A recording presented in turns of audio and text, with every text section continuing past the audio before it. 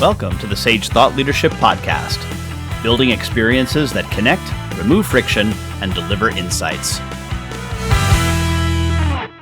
Well, hi, everyone, and welcome to our podcast. I'm Ed Kless, and with me today is Alan Whitehouse. Alan is a software architect with 30 years of experience helping organizations solve their business pains. He has worked with hundreds of customers, spanning dozens of industries and organizational size during his career. He has hands-on experience implementing and designing solutions based on many of the world's leading corporate performance management, business intelligence, enterprise resource planning, and customer relationship management solutions. He is currently the chief software architect for TrueSky, a developer of budgeting, forecasting, and corporate performance management software. Welcome to the Sage Thought Leadership Podcast, Alan. Thank you very much, Ed. Well, first off, Alan, why do you do what you do? Why do I do what I do? Well, apart from the obvious of, you've always got to pay the bills. But the role that I'm in today, the reason I like it is because I get to solve problems. You get to come up with creative ways to work with, in my example, software that helps customers, but creating ways to help them solve their problems. And that's really satisfying when you can work with somebody and say, hey, we've got a solution that takes away this pain, that's going to save you X amount of hours or this much extra effort, or give you things that you were struggling to get, and to see how they can take, their businesses forwarded with that. That's really satisfying to know that you're helping build a solution that enables customers to be able to do that kind of thing. So that gets really exciting, for what I like to do. And because I get to work with both software and ultimately interact with customers, it's never the same day twice, right? Thankfully, because of this, I've gotten to work with customers in, literally dozens and dozens of different industries, right? And you get to see how different organizations, like whether you're distribution or manufacturing or professional services, how they interact, and you learn about, unique things in all of these organizations, which I find really cool. It kind of keeps the job interesting every day. Well, to that end, can you give me an example of a customer which you think has improved because of using budgeting and forecasting software? Yeah, I'll go back to one that was a few years ago. This customer, they sold a product, so we'll just call it widgets for right now. And they really had a disconnect in their organization. At the start, before they had our application to put into the organization, it was the accounting group that was doing all the sales forecasting. And the accountants were budgeting by dollars, and they were basing things on the MSRP of their product. The problem with that was their budgets and forecasts never aligned at the end of the day with the actual sales targets. And by putting in TrueSky and having us go through the process and getting their actual salespeople involved in the budgeting and forecasting process, what we found out was that the accountants were always thinking dollars. They were thinking MSRP sales. However, the salespeople, their whole compensation plan was based on volume, the number of units that they sold. So the salespeople, in effect, were doing whatever they could to get their volumes up, to get their sales commissions. That meant a lot of times cutting the price. So that's why when the accountants were forecasting based on MSRP, it never aligned with the sales targets. So using our application, we were able to get more people involved into their budgeting and forecasting process.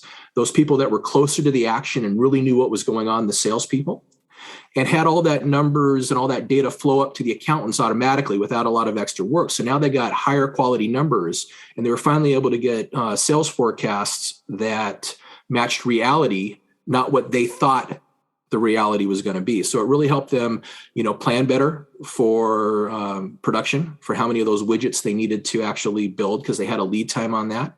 And it was, better sales forecasting. They were in startup mode, so they always had all these, reports that had to go to the banks and their VC. So again, that gave them a lot more information than they didn't have before. So that was really satisfying to help them with that. Not to mention the fact that when you're doing something like discounting, especially just to make a number of units, you're absolutely killing your profitability, because a discount really isn't off of revenue. A discount is really off of profit, because it flows all the way through to the bottom line, doesn't it? Yeah, there was a couple things with that too, right? So one, that gave them some greater control, knowing, okay, guys, we got to rein some of these discounts you're giving in just to to get your sales targets. And I don't know if they actually adjusted their quota system, but I know they had discussions about it.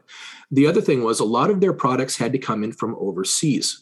So if they didn't have insight to the number of quantities that they needed to, bring in for the components that made up their widgets, right? They're shipping it in from overseas. That's like an 8-week, 12-week lag time.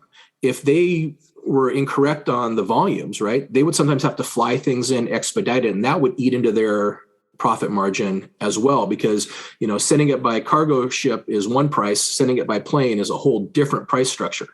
So again, without that, getting those salespeople involved and getting that greater level of detail, they didn't have any of that. They were just guessing.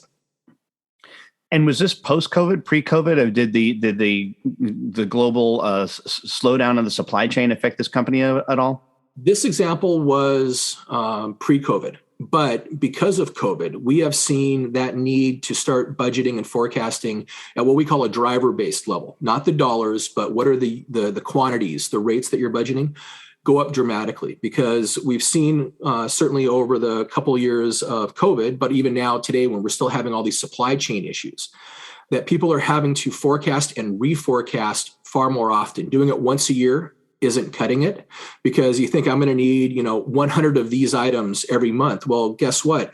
That may jump up dramatically or drop dramatically because of supply chain, because you can't get stuff from your manufacturer, or your customers can't get stuff from you. So really that concept has changed even more so with COVID, that people are having to do that forecasting more often and get down to that supply chain level, because it's having all those ripple effects and ramifications to their businesses. Talk a little bit more about that. I think that's interesting, because back in the day, budgeting was done once a year. It was, as one of my mentors likes to say, corporate rain dancing. You got to do all the steps right and hope it makes rain happen on your department.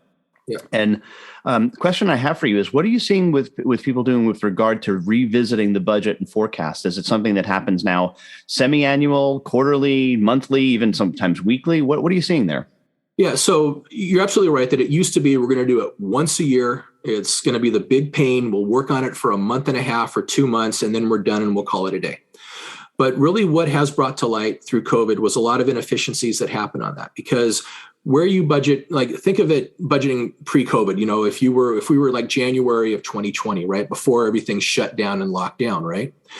The world changed dramatically after that. And it continues to change. So a lot of our clients are getting that pressure from their boards, also from their financial institutions. So if they've got lines of credit that are out there that are, relating on a forecast, the banks and stuff, they're saying, you know what, we're in real uncertain fiscal times right now. And we want not just once a year, we're going to trust you. We want to see where you're at. So all of these companies that we're working with are certainly getting pressured to at least do things more than once a year. It's starting to go quarterly. And in certain areas, we're seeing it, you have to start forecasting monthly. We've also seen that our clients that are heavy into the manufacturing, or whether it be you're building from scratch or you're doing assembly kind of work, that they're having to go down to the monthly level, because supply chains are so uncertain right now that they can't necessarily get the components that they need. So they need to be planning even further out on that rolling forecast basis and know what they need to be ordering, because they can't be left short without product. And Alan, we have an exit question that we ask all of our guests, and that is, who is a hero of yours and why are they a hero? Who is a hero of mine? This probably isn't a hero in the traditional sense, as it's an actual person. This is just a character from a novel that I really relate to. There's a novel called The Fountainhead. And in that novel, there's a main protagonist called Howard Rourke. He's actually a young architect. We're talking, building architect in this example. The story's set in the 1920s. But what it dictates is this is a man that was not willing to sacrifice his beliefs for, what other people thought design should look like. So when people would come to him, and the character is loosely based on Frank Lloyd Wright, the actual architect who did Falling Water, if anyone wants to Google that and see what that structure looks like, that house looks like. But it really comes down to when you had people making bizarre requests, like we want to have a bank that has Greek columns that go up 20 stories, which would never make sense. Or we want to put very modern looking buildings in the middle of the forest. And what it comes down to is that he held on to his principles that said, you know what, that doesn't make sense. and he was willing to walk away from business, willing to risk going bankrupt and everything else to hold on to his core ideals. And I think that's a really meaningful thing, a message that I've also tried to get a hold of through to my kids, that who you are as a core is more important than the physical things around you, like what you're going to make from a living, what your money is going to be. You need to be true to yourself and what you believe. And I read that novel years ago when I was in my early 20s, and it really resonated with me about, what kind of person you should strive to be. And I kind of use that as a bellwether going forward. And lastly, Alan, how can somebody contact you? Well, the best way to get a hold of us is go out to our website, which is www.truesky.com, TRUESKY.com.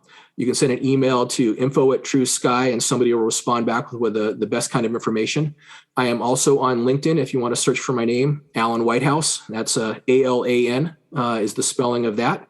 And you can find a little bit more about me right there, but visit our website and you can find a ton more about TrueSky. All right. Alan Whitehouse, Chief Software Architect for TrueSky. Thanks so much for being a guest on the Sage Thought Leadership Podcast. Thank you very much, Ed. Review and subscribe by searching your podcast player of choice for Sage Thought Leadership Podcast.